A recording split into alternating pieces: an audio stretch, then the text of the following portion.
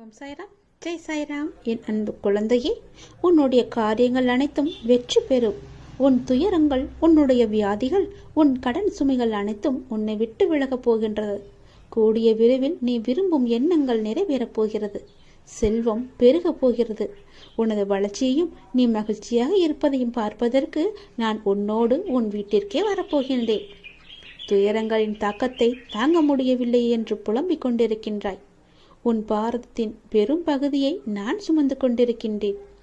உன்னை நான் எந்த நேரத்திலுமே கைவிட எண்ணியதே கிடையாது. உனக்காக நிழலாக, என்றும் உனக்காக நீ செல்லும் இடமெல்லாம் ஏதாவது ஒரு ரூபத்தில் நான் உன்னை துணையாக வந்து காப்பாற்றிக் கொண்டே இருக்கின்றேன். மனதையும் வாக்கையும் செயலையும் ஒருமுகப்படுத்தி நேர்மையாகவும் உள்ளபூர்வமாகவும் நீ செயல்படுத்த பழகிக்கொள். அவ்வாறு நீ உன் வாழ்வில் செயல்பட துவங்கினால் உன்னுடைய துக்கங்கள் அனைத்துமே ஒரு முடிவுக்கு வந்துவிடும். அனைத்து துன்பங்களும் விலகிவிடும். உன் வாழ்க்கையில் என்ன நடந்தாலும் உனது நன்மைக்காக மட்டுமே நான் நடத்துகிறேன் என்பதை நீ நம்பு. என் குழந்தையாக நீ எதற்கும் எப்போதும் யாருக்காகவும் நீ பயப்பட வேண்டாம்.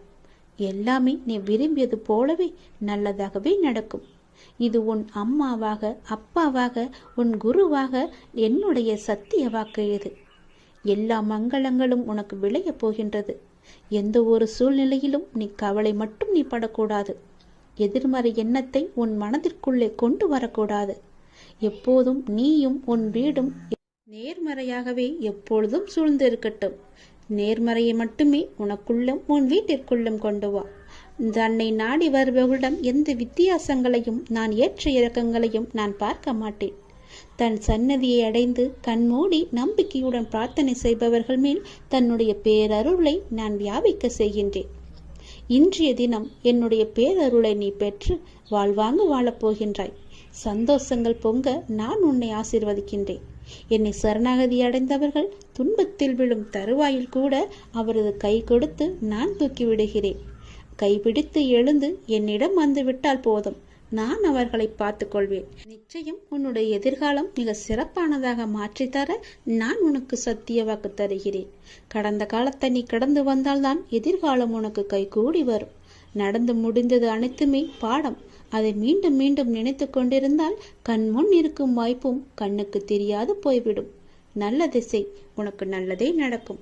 இந்த அப்பன் எப்போதுமே உனக்காக மட்டுமே இருக்கின்றேன். உன் நல்லதுக்காகவே நான் வாழ்ந்து கொண்டிருக்கின்றேன். உனக்கு நல்லது செய்யவே உனக்கு துணை புரிந்து கொண்டிருக்கிறேன். எல்லாவற்றிலும் நீ ஜெயிக்க என்னுடைய ஆசிகளையும் எப்போதும் நான் உனக்கு வழங்கி கொண்டே இருப்பேன். நல்லது நடக்கும். எதிர்பார்ப்பு இல்லாது ஆத்மார்த்தமான அன்பினால் இறையை தொழும்போது அந்த இறைவன் உங்களுக்கு எளிதாகவே காட்சி தருவார். அன்பு ஒன்றுதான் இந்த உலகத்தில் நிரந்தரமாக இருக்க வேண்டும். இந்த உலகை ஆளக்கூடிய ஒற்றை சொல் அன்பு. அன்பால் மாற்ற முடியாதது என்று இந்த உலகத்தில் எதுவுமே இல்லை. அன்பு என்ற ஒன்று உங்களிடம் அதிகமாக இருந்தால் உங்களுக்குள் கடவுள் தன்னை உருவேற்றி தானாகவே அதில் வந்து அமர்ந்து விடுவார். ஒரு நாளில் எதை பற்றி நீங்கள் அதிகமாக சிந்தித்துக் கொண்டு இருக்கின்றீர்களோ நீங்கள் அதுவாகவே மாறிவிடுவீர்கள். முடிந்தவரை கோபம், பொறாமை, வெறுப்பு போன்ற எண்ணங்களை விடுத்து அன்பால் நிரம்பி நல்ல எண்ணங்களை மனதால் நீங்கள் சிந்தியுங்கள். நாம் அளிக்கும் அன்பை மீண்டும் எதிர்பார்க்கும் பொழுதுதான் நாம் ஏமாற்றம் அடைகின்றோம். எந்த எதிர்பார்ப்புமின்றி நீங்கள் அன்பு செலுத்துங்கள். எந்த நிபந்தனைகளும் இன்றி, எதிர்பார்ப்புகளும் இன்றி எல்லோரிடமும் அன்பை அளியுங்கள். அப்பொழுது உங்கள் உலகமே உங்களுக்கு புதிதாக தோன்றும். குறிப்பாக பார்த்தால் உங்களை நீங்களே அளவற்ற அன்பு செய்யுங்கள். உங்களை நீங்களே அன்பு செய்தால் தேவையற்ற எண்ணங்களை உங்கள் மனதிற்குள் திணித்து உங்களை நீங்களே கஷ்டப்படுத்திக் கொள்ள மாட்டீர்கள். உங்களுடைய ஆரோக்கியத்தை கெடுத்துக் கொள்ளவும் மாட்டீர்கள். உங்கள் ஆரோக்கியம்தானே உங்களுக்கு நல்லது.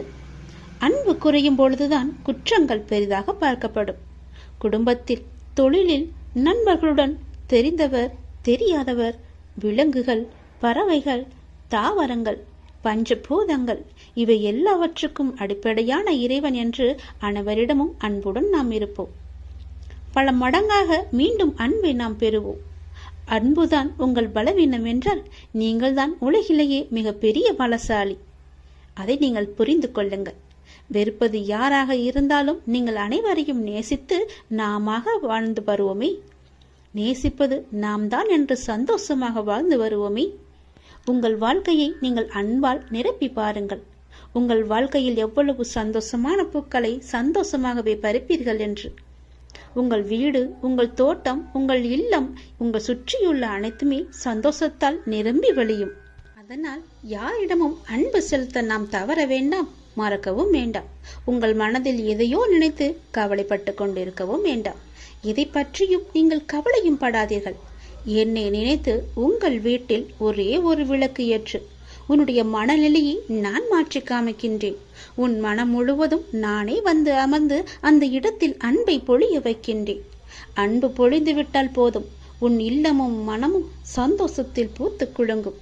எனக்காக ஒரே ஒரு நாளாவது உன் வீட்டில் விளக்கு ஏற்றுவை.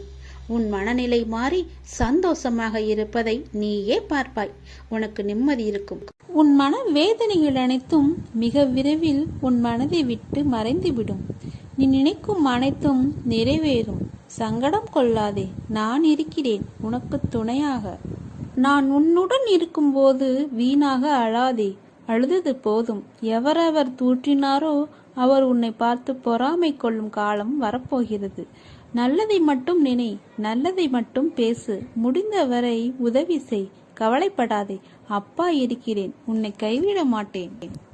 உன்னிடம் நான் எத்தனை முறை கூறியிருக்கிறேன், உன்னை விட்டு எந்த சூழ்நிலைகளிலும் நான் விலக மாட்டேன் என்று. உன்னை திருத்தி அமைக்கவே நான் இவ்வாறு செய்கிறேன். என் குழந்தை எந்த தவறு செய்தாலும் அதை அவர்களுக்கு புரியும்படி கூறுவேன். அவர்களை விட்டு நான் விலக மாட்டேன். சேற்றில் கல் எறிந்தால் கரைபடுவது உனக்குத்தான். அந்த கல்லுக்கும் கரை உண்டு, ஆனால் அதற்கு உயிர் இல்லை. அதை போலவேதான் உனக்கு வரும் பிரச்சனைகளுக்கும் உயிர் இல்லை. ஆனால் நீ அதை பெரிதாய் எடுப்பதால் தான் அதற்கு தேவையில்லாமல் யோசித்து உயிர் கொடுத்து கரை என்னும் சேற்றில் கிடந்து அழுது அல்லோலப்படுகிறாய். அதனால் உன் கவலை என்னும் சேற்றில் விழாதே, நடைபோடு. எல்லா பிரச்சனைகளுக்கும் ஒரு முடிவு இருப்பதை உனக்கு தெரியும். அதுபோலத்தான் உன் எல்லா பிரச்சனைகளிலிருந்து வெளிவர சோகம் கவலைகளிலிருந்து நகன்று போ. அப்போது அது உன்னை பாதிக்காது. உனக்கு எல்லா பிரச்சனைகளிலிருந்து நிச்சயம் விடுபடுவாய். உனக்கு எல்லாம் சுகமாகிவிடும். உனக்கான வெற்றி காலத்தில் நீ நுழைத்து விட்டாய். உன்னை விட்டு நான் விலகுவதும் இல்லை, உன்னை விலகி போகும்படி நான் செய்வதும் இல்லை. உன் அம்மாவாக அப்பாவாக நான் என்றும் துணை நிற்பேன், உன்னை காப்பேன். எல்லாம் சாய் பார்த்து கொள்வார் என்ற நம்பிக்கையோடு இரு. உனது இரக்க குணம், பிறர்க்கு உதவ வேண்டும் என்கிற உன்னதமான மனோபாவம், இந்த நிலையிலும் பிறர் கஷ்டப்படுவதை காண சகியாத மனம், இருக்கும் இடத்திற்கு உண்மையான விசுவாசத்துடன் நடந்து கொள்ள வேண்டும்.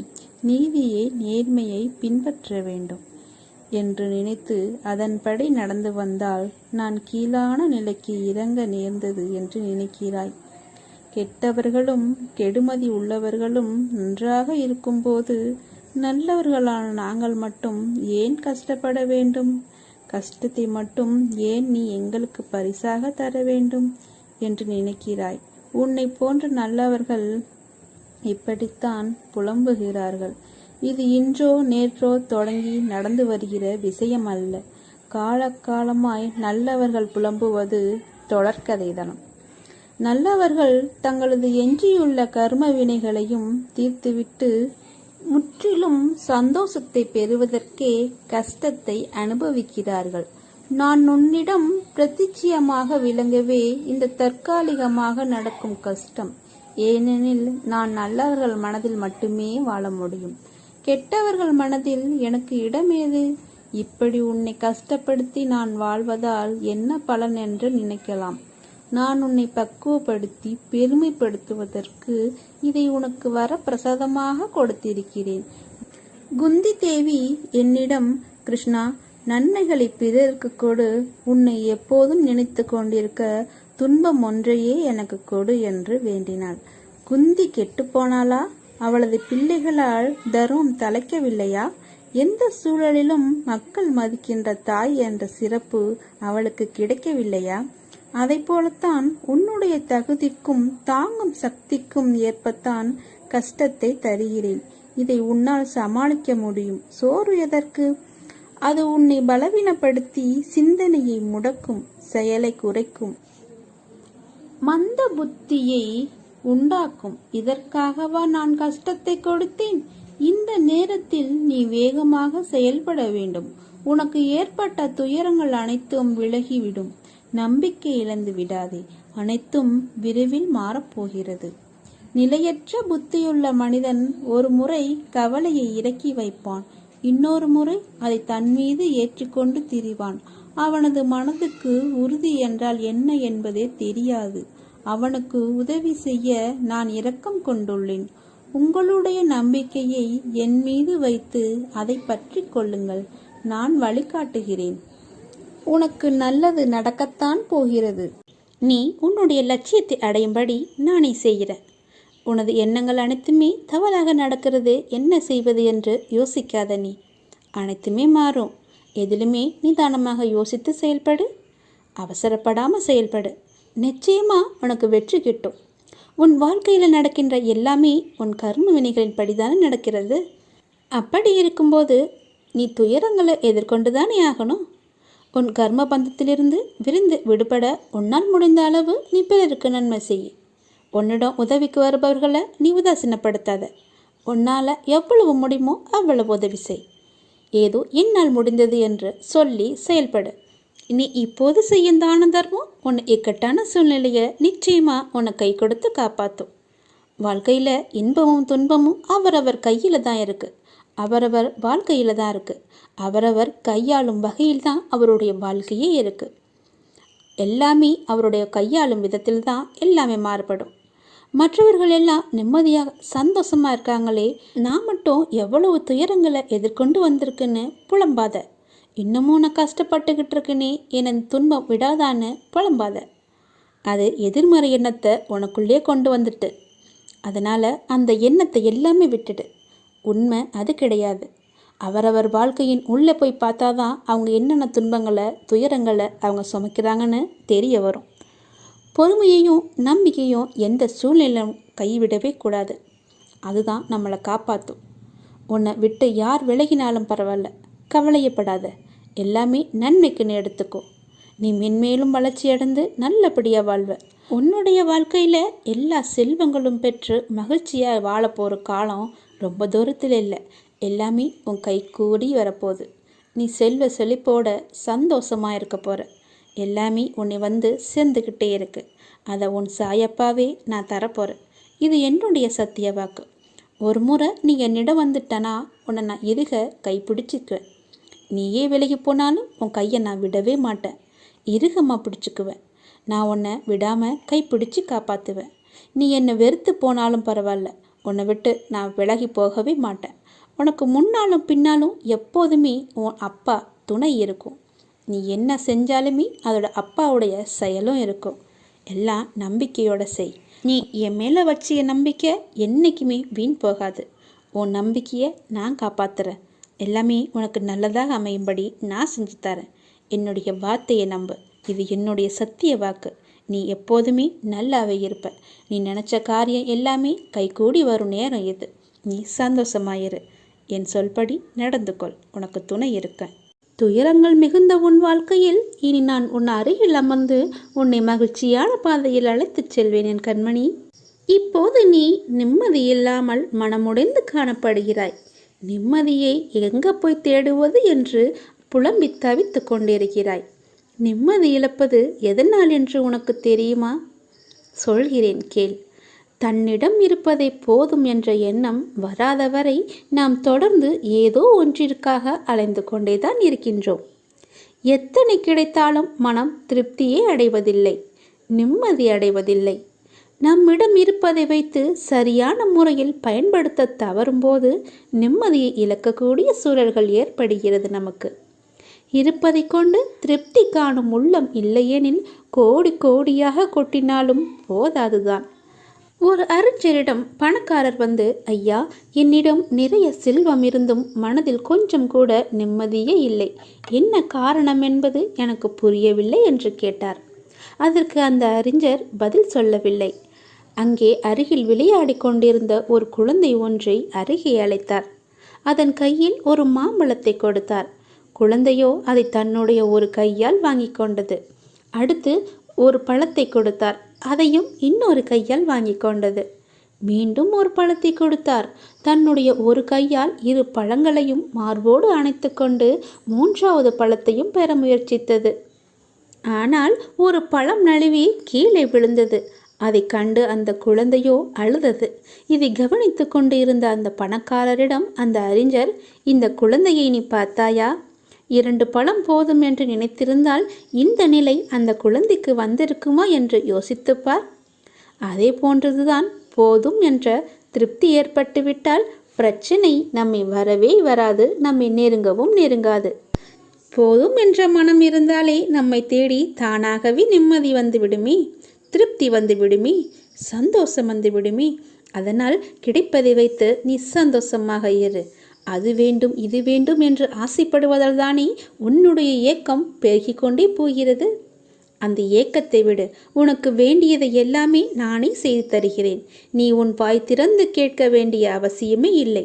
உன்னுடைய எல்லா தேவைகளையுமே நான் பூர்த்தி செய்து தருகிறேன். அதனால் கவலையற்று சந்தோஷமாக இருப்பதற்கு உன்னுடைய ஆசையை நீ குறைத்துக்கொள். ஆசையை குறைத்துக்கொள் என்றால் பேராசையை குறைத்துக்கொள் என்று சொல்கிறேன். 2 கிடைத்தால் 2 மட்டும் வைத்துக்கொள். 3வது கை எங்கிருந்து நமக்கு வரும்?